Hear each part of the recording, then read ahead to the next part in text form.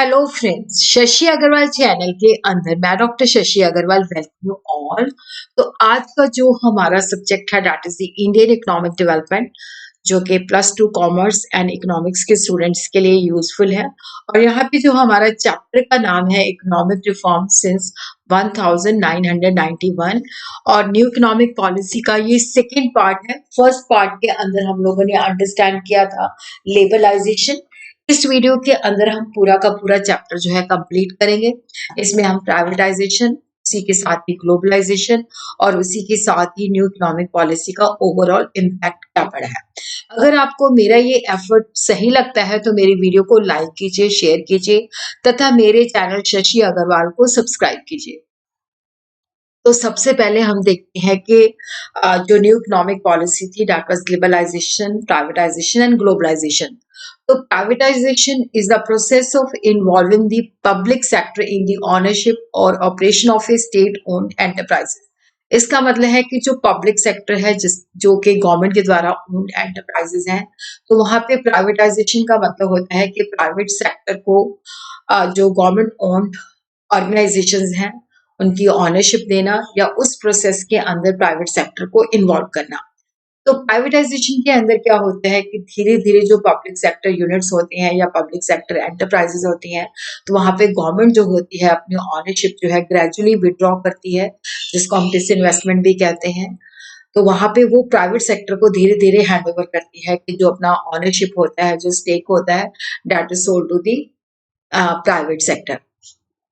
तो प्राइवेटाइजेशन दो वे से अकर हो सकती है कि जब पूरा का पूरा यूनिट जो होता है प्राइवेट एंटरप्रेन्योर को सेल कर दिया जाता है, outright sale of the government enterprise to the private entrepreneur, या गवर्नमेंट जो होता है अपना ऑनरशिप और मैनेजमेंट से धीरे धीरे जो है अपना शेयर जो है निकालती जाती है। और शुरू में क्या होता है कि जैसे गवर्नमेंट सेक्टर भी होता है उसके अंदर प्राइवेट सेक्टर भी होता है, तो धीरे धीरे करके वो अपना शेयर जो होता है वो जो प्राइवेट सेक्टर है उसको सेल करती जाती है। जैसे पहले 10% शेयर कर दिया, फिर 20%। तो इस तरह से withdrawal of the government ownership and management from the enterprises. और ये जो प्रोसेस होता है इसको हम डिसइन्वेस्टमेंट कहते हैं। तो डिसइन्वेस्टमेंट एक पॉलिसी इंस्ट्रूमेंट है जिसके द्वारा प्राइवेटाइजेशन को प्रमोट किया जाता है, जिसके द्वारा गवर्नमेंट जो अपना शेयर जो है प्राइवेट सेक्टर को सेल करती है। देखो, डिसइन्वेस्टमेंट तब अगर करता है जब अपना जो पब्लिक सेक्टर का शेयर कैपिटल होता है उसको वो प्राइवेट इन्वेस्टर जो होते हैं, प्राइवेट सेक्टर जो होते हैं, उनको सेल करती है। तो गवर्नमेंट को लगता है कि दैट इज द सोल्यूशन, कि अगर हमने प्रोडक्शन और मैनेजरियल एफिशिएंसी को इंक्रीज करना है, क्योंकि जो पब्लिक सेक्टर यूनिट है उनकी जो इनएफिशिएंसी है, जिसकी वजह से क्या है कि लगता है गवर्नमेंट को कि प्राइवेटाइजेशन करना चाहिए। और प्राइवेटाइजेशन के पीछे जो मोटिव होता है कि जब प्राइवेट सेक्टर इन्वॉल्व हो जाता है तो उससे प्रोडक्शन और मैनेजरियल एफिशिएंसी ज्यादा बूस्ट होती है। उसी तरह गवर्नमेंट जो होती है कि जो पब्लिक सेक्टर की वजह से लॉसेस होते हैं, तो जिसकी वजह से गवर्नमेंट का जो फिस्कल डेफिसिट होता है वो बढ़ जाता है, तो उसको भी वो डिसइन्वेस्टमेंट भी एक मीन है जिसके द्वारा वो अपना फिस्कल डेफिसिट का मतलब होता है कि गवर्नमेंट का एक्सपेंडिचर ज्यादा है, रेवेन्यू कम है, तो इस फिस्कल डेफिसिट को भी वो मैनेज करना चाहती है थ्रू डिसइन्वेस्टमेंट। तो नीड फॉर प्राइवेटाइजेशन क्यों है? क्योंकि देखो, जो पब्लिक सेक्टर अंडरटेकिंग थी उनकी परफॉर्मेंस जो थी दैट वाज वेरी पुअर। तो जब सेकेंड 5 ईयर प्लानिंग थी जिसके अंदर इंडस्ट्रियलाइजेशन का प्रोसेस स्टार्ट हुआ, तो वहां पब्लिक सेक्टर यूनिट्स और पब्लिक सेक्टर अंडरटेकिंग के ऊपर काफी ज्यादा इंपॉर्टेंस दिया गया था, इनको काफी इंपॉर्टेंट रोल असाइन किया गया था।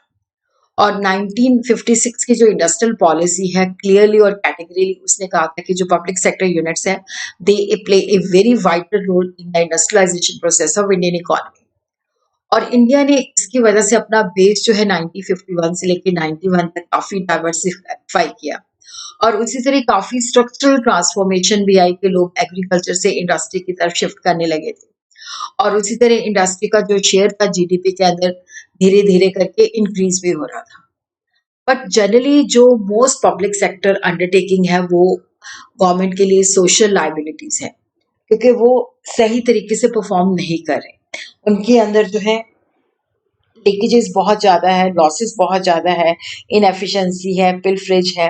और जिसकी वजह से क्या है कि गवर्नमेंट को लगता है कि जो प्राइवेटाइजेशन है that is the only solution.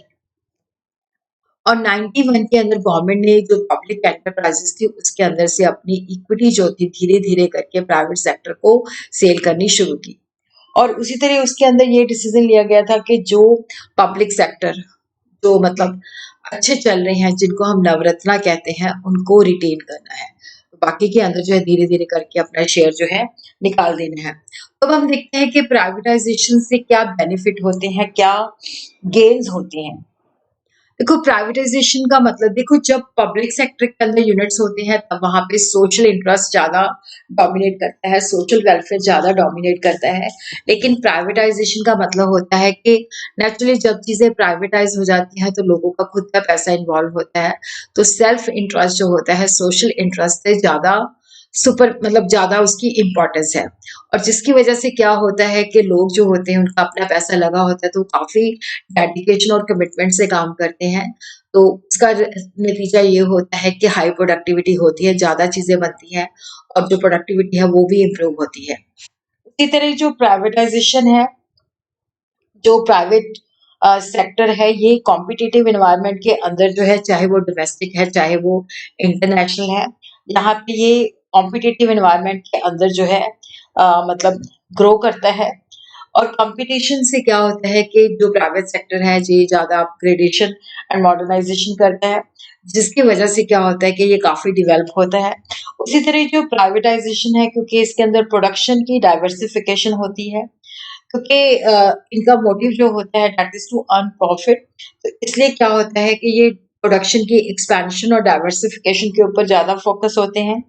और मल्टीनेशनल ऑर्गेनाइजेशन जो कि प्राइवेट सेक्टर के अंदर है, तो इसका क्योंकि उनकी ज़्यादा जैसे ग्रोथ और डेवलपमेंट हो रही है तो वो प्राइवेटाइजेशन से हमें दिखता है। और उसी तरह जो प्राइवेटाइजेशन है ये कंज्यूमर सॉवरेनिटी, देखो कंज्यूमर इज द किंग, तो जो चीज़ें हमने बनानी है कंज्यूमर की चॉइस को देखते हुए बनानी है।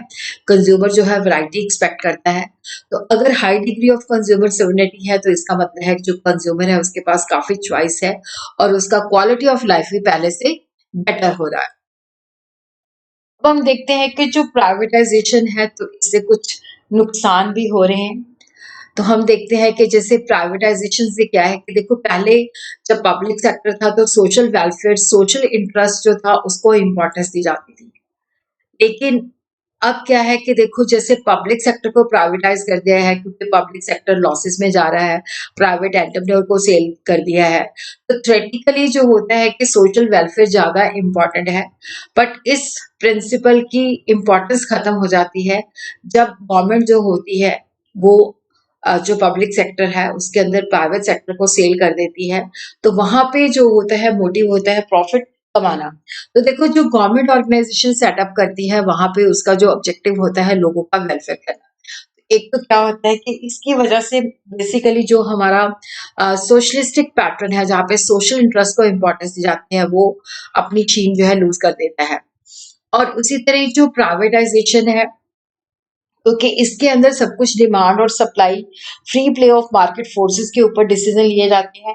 तो जिसके लिए क्या होता है कि गुड्स उन्हीं लोगों के लिए प्रोड्यूस की जाती हैं जिनको जो अफोर्ड कर सकते हैं, जो नहीं अफोर्ड कर सकते उनके लिए चीजें नहीं बनती। क्योंकि प्राइवेट कंपनी जो होती है, जो प्राइवेटाइजेशन प्राइवेट सेक्टर होता है, ये प्रॉफिट को ज्यादा तवज्जो देता है पब्लिक वेलफेयर के मुकाबले में। तो जिससे क्या होता है कि देखो जो क्योंकि कॉस्ट बढ़ जाती है और जो लोग अफोर्ड कर सकते हैं उन्हीं के लिए ये चीजें सप्लाई करता है। नेक्स्ट जो है that is the globalization. Globalization जो है that is the outcome of the policy of liberalization and privatization. Globalization का मतलब है कि हमारे देश की इकोनॉमी को दूसरे देशों के साथ जोड़ना ताकि जो गुड्स एंड सर्विसेज है उसका फ्री फ्लो हो सके। तो ग्लोबलाइजेशन में be defined as a process associated with increasing openness, क्योंकि देखो जब हम ग्लोबलाइजेशन कर देते हैं तो हम आप दूसरे देशों से आसानी के साथ इंपोर्ट और एक्सपोर्ट कर सकते हैं, दूसरे देशों के अंदर भी हमारी चीजें जाती हैं, वहां से भी जाती हैं। और एक कंट्री जो है दूसरे देशों के ऊपर इंटरडिपेंडेंस भी बढ़ जाती है और हम वर्ल्ड इकोनॉमी के साथ जुड़ जाते हैं। ग्लोबलाइजेशन एक ऐसा प्रोसेस है जिसके द्वारा बिजनेस, कल्चर और गवर्नमेंट जो होते हैं वो ग्लोबल स्केल के ऊपर जो है ज़्यादा कनेक्टेड होते हैं, एक दूसरे के ऊपर इंटरडिपेंडेंट होते हैं और जिसकी वजह से क्या होता है गुड्स, सर्विसेज, कैपिटल, आइडियाज और लोग जो होते हैं उनकी आसानी के साथ जो है मूवमेंट इंटरनेशनल बॉर्डर पे होती है। जिससे क्या होता है कि अलग-अलग देशों के अंदर जो इंटरेक्शन है और जो इंटीग्रेशन है वो इंक्रीज होती है। तो यहाँ पे क्या है कि जो वर्ड है वो बहुत ज़्यादा एक-दूसरे के साथ इंटरकनेक्ट हो रहा है। अगर एक देश में कुछ होता है तो वो दूसरे देशों को भी इफ़ेक्ट करता है। और ग्लोबलाइजेशन से क्या होता है कि unrestricted flow of goods and services, technology, expertise between India and rest of the world कि जब हमारी इकोनॉमी दूसरे देशों के साथ जुड़ जाती है तो यहाँ पे बिना किसी रुकावट के गुड्स एंड सर्विसेज, टेक्नोलॉजी और एक्सपर्ट जो होते हैं उनकी मूवमेंट होती है इंडिया और जो रेस्ट ऑफ द वर्ल्ड है। उसी तरह कैपिटल एंड टेक्नोलॉजी भी आती है जो डेवलप्ड नेशन से हमारे देश के अंदर आती है तो जिससे हमारे देश को भी बेनिफिट होता है। तो अब हम देखते हैं कि पॉलिसी स्ट्रैटेजीज क्या है जिसके द्वारा ग्लोबलाइजेशन को प्रमोट किया जाता है। Increase in equity limit of foreign investment, partial convertibility, long term trade policy, reduction in tariff and withdrawal of quantitative जो है रिस्ट्रिक्शन है। तो यहाँ पे हम देखते हैं पहला जो पॉइंट है that is the increase in the equity limit of the foreign investment. देखो पहले ये 40% तक ही थी लेकिन जब लिबरलाइजेशन इकोनॉमी हुई तो यहाँ पे ये जो लिमिट थी ये इंक्रीज करके कर दी 51 टू 100। और उसी तरह क्या है कि 47 हाई प्रायोरिटी इंडस्ट्रीज हैं जहाँ पे फॉरेन डायरेक्ट इन्वेस्टमेंट जो है अप टू 100% जो है परमिसिबल है। उसी तरह जो एक्सपोर्ट ट्रेडिंग हाउसेज है वहां पे भी जो फॉरेन कैपिटल इन्वेस्टमेंट है वो अप टू 100% है। उसी तरह फॉरेन एक्सचेंज मैनेजमेंट जो है उसको इन्फोर्स किया गया और कंप्लाइंस टू फैमा जो है वो काफी इंपॉर्टेंट है, उसको ज्यादा प्रायोरिटी दी गई है। सेकंड जो पॉइंट है that is the partial convertibility. तो ग्लोबलाइजेशन के लिए क्या था कि जो इंडियन रुपीस था उसकी जो फॉरेन एक्सचेंज है उसको हम इंडियन रुपीस के अंदर कन्वर्टिबल कर सकते हैं। तो यहाँ पे हम देखते हैं कि जैसे इंडियन रुपीस जो है वो कन्वर्टिबल हो सकता है अगर हमने गुड्स एंड सर्विसेज को फॉरेन करेंसी के अंदर अगर हमने गुड्स एंड सर्विसेज को इंपोर्ट या एक्सपोर्ट करना है या जो इन्वेस्टमेंट की गई है उसके ऊपर इंटरेस्ट या डिविडेंड पे करना है या रेमिटेंस देनी है फैमिली एक्सपेंसेस को मीट अप करने के लिए। तो यहाँ पे देखो ये जो है इसको इस वजह से पार्शियल कन्वर्टिबल कहा जाता है क्योंकि ये कैपिटल ट्रांजैक्शन जो है उसको कवर नहीं करता। पार्शियल कन्वर्टिबिलिटी का मतलब होता है कि जहाँ पे हम फॉरेन करेंसी को सेल और परचेज कर सकते हैं मार्केट प्राइस पे, जो मैंने आपको ऊपर ट्रांजैक्शंस बताई हैं ताकि वहां पे वो डन की जा सके।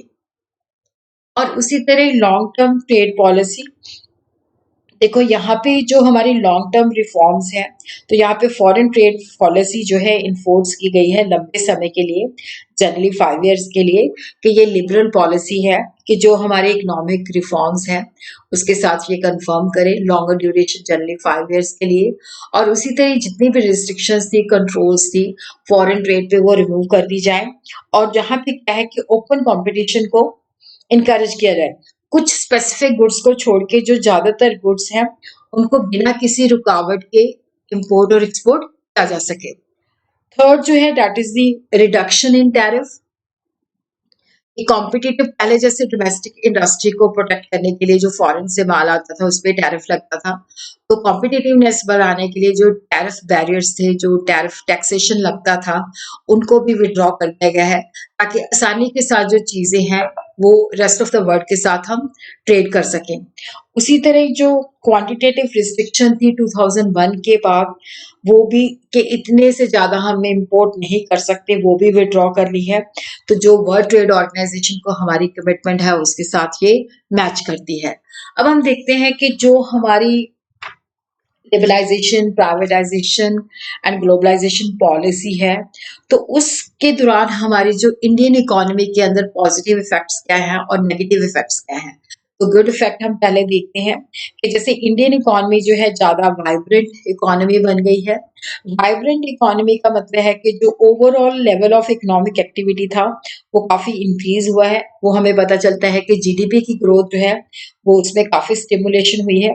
एलपीजी पॉलिसी के बाद जो हमारी ग्रोथ ऑफ जीडीपी जो कि 80 और 91 के अंदर ये 5.6 थी, अब ये 2007 से लेके 12 तक ये 8.2 हो गई है। उसी तरह हमारी जो प्रोडक्शन है उसके अंदर भी काफ़ी ज़्यादा तेज़ी आई है। तो ये एलपी जो था great stimulate to industrial production. उसी तरह जो गवर्नमेंट का घाटा होता था जिसको हम फिस्कल डेफिसिट कहते हैं, तो ये भी इन्वेस्टमेंट के अंदर काफ़ी ज़्यादा थ्रेट थी, ज़्यादा चैलेंजिंग था। तो पहले ये जीडीपी का 8.5% था जो कि बहुत ज़्यादा हाई था। इसको भी नीचे 3.5% ऑफ जीडीपी तक लेके आए हैं। उसी तरह जो फॉरेन एक्सचेंज रिजर्व 91 से पहले फॉरेन एक्सचेंज रिजर्व बिल्कुल ही ऑलमोस्ट खत्म ही हो गए थे, तो जिसकी वजह से गवर्नमेंट को जो है एलपीजी पॉलिसी के लिए शिफ्ट करना पड़ा। तो ये भी मतलब कंफर्टेबल लेवल तक पहुंच गए हैं। 91 के अंदर जो हमारे पास फॉरेन एक्सचेंज रिजर्व थे ये यूएस डॉलर 6 बिलियन थे। 2018 और 19 के अंदर जो है ये काफी 413 बिलियन, जबकि 2021 के अंदर ये 57.346 तक बिलियन तक चले गए हैं। और जिसकी वजह से क्या होता है कि जो ग्लोबल इन्वेस्टर्स होते हैं, जब हमारे पास फॉरेन एक्सचेंज इतनी मात्रा में होते हैं, तो उनका भी कॉन्फिडेंस लेवल बढ़ता है। उसी तरह एलपीजी की वजह से हमारी जो इन्फ्लेशन थी, उसको भी काफ़ी रिड्यूस किया गया है। 2011 टू 12, 2013 एंड 14 इन्फ्लेशन जो थी 6.96 से लेके 9% थी। 2001 और 20 के बीच में आरबीआई एस्टिमेट करती है कि इन्फ्लेशन जो है ये रहेगी 4.1 से लेके 4.4 तक, क्योंकि इन्फ्लेशन की वजह से क्या होता है, इंटरेस्ट रेट भी बढ़ जाते हैं जिससे कॉस्ट ऑफ इन्वेस्टमेंट भी बढ़ जाती है और ग्रोथ रेट के अंदर काफी सारी प्रॉब्लम्स आती हैं। और उसी तरह कंज्यूमर सॉवरेनिटी ये भी काफी एक्सपैंड हुई है। तब बहुत ज़्यादा चीज़ें बनती हैं और मतलब जो कंज्यूमर है वो काफ़ी सारी रेस्ट ऑफ द वर्ल्ड को भी एक्सेस कर सकता है, उसके पास वाइडर चॉइसेस हैं। तो जिससे क्या है कि ग्लोबल जो हमारा हाउस होल्ड है उसका एक्सपेंडिचर, उसका क्वालिटी ऑफ लाइफ भी इंक्रीज हुआ है। उसी तरह प्राइवेट फॉरेन इन्वेस्टमेंट के अंदर भी काफ़ी जंप हुआ है, क्योंकि डोमेस्टिक इकोनॉमी से इतना सरप्लस नहीं आता था और इंडिजिनस टेक्नोलॉजी भी काफ़ी एफिशिएंट नहीं थी, एब्सोल्यूट थी, जिसकी वजह से क्या है कि प्राइवेट फॉरेन इन्वेस्टमेंट का जो फ्लो है उसके अंदर भी काफ़ी ज़्यादा तेज़ी आई है। और उसी तरह क्या है कि ये एलपीजी की पॉलिसी की वजह से हमारी इकोनॉमिक एक्टिविटीज़ बढ़ी, जीडीपी बढ़ी, जिसकी वजह से इंडिया जो है वो एक जो है इकोनॉमिक पावर के रूप में इमर्ज हो रहा है। तो जिसकी वजह से क्या है कि इसकी रैंकिंग और कॉन्फिडेंस जो है ग्लोबल इन्वेस्टर का इंक्रीज हो रहा है। उसी तरह हम देखते हैं कि ये एलपीजी की वजह से पहले जो मार्केट होती थी, मोनोपोली होती थी जिसके ऊपर काफ़ी सारी प्रोटेक्शन होती थी। अब ये कॉम्पिटिटिव मार्केट हो रही है और जिसकी वजह से क्या है कि देखो कॉम्पिटिशन की भावना ज़्यादा इंक्रीज हो रही है। जैसे प्रोडक्ट्स बहुत मतलब मतलब जैसे कुछ ब्रांड्स ही पहले इंडिया के अंदर अवेलेबल होते थे, अब हर तरह के ब्रांड चाहे वो इंटरनेशनल सिनेरियो पे है, तो सब तरह के ब्रांड जो है इंडिया के अंदर भी अवेलेबल है। अब हम देखते हैं इसके पुअर रिजल्ट्स क्या है, बैड इफेक्ट्स क्या है।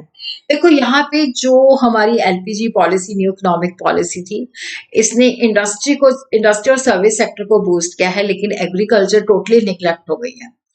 Growth of GDP under the new economic policy चाहे बहुत इंक्रीज हुआ है सेकेंडरी और टर्शियरी सेक्टर के अंदर, बट एग्रीकल्चर को ज्यादा इन्होंने निग्लेक्ट किया है, तो जिसके अंदर जस्ट लो ग्रोथ है, जिसको हम कह सकते हैं 2 से लेके 3% पर एनम।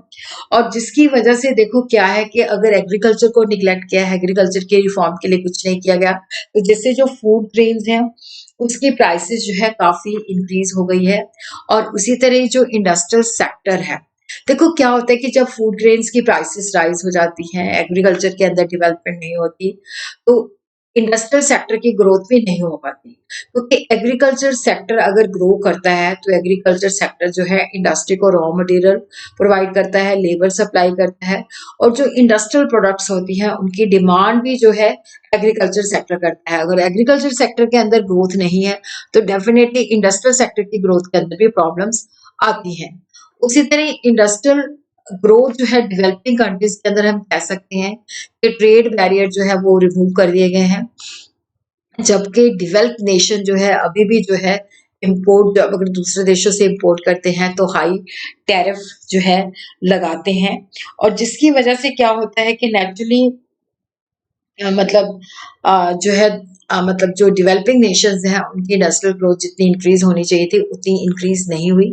उसी तरह ग्लोबलाइजेशन जो है ज़्यादा फॉरेन इन्वेस्टमेंट ले आई है, टेक्नोलॉजी ले आई है, तो जहाँ पे कैपिटल इंटेंसिव टेक्नोलॉजी यूज़ होती है, लेबर इंटेंसिव टेक्नोलॉजी नहीं यूज़ होती, और जिसकी वजह से क्या होता है कि इंडिया के अंदर अनएम्प्लॉयमेंट की प्रॉब्लम भी ज़्यादा है।